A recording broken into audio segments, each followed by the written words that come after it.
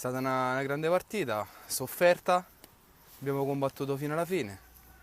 Diciamo che siamo stati un po' troppo leziosi in alcuni casi, abbiamo preso un paio di gol che non dovevano starci e poi abbiamo ripreso la partita.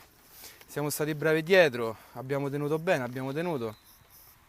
Ci hanno fatto l'ultimo gol che potevamo evitarlo dietro in difesa, però alla fine ce la siamo cavata bene. In attacco abbiamo tenuto bene il campo, anche se oggi era una giornata abbastanza bagnata, il pallone scivolava parecchio, però siamo soddisfatti e cercheremo sempre di fare meglio.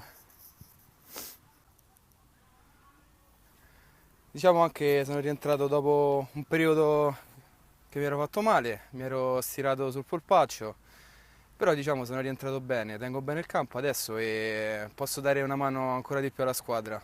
Mi sento in forma, mi sento e speriamo che nelle prossime partite potrò fare ancora meglio. Speriamo di dare anche una mano di più ai compagni, cercherò sempre di supportarli al meglio possibile.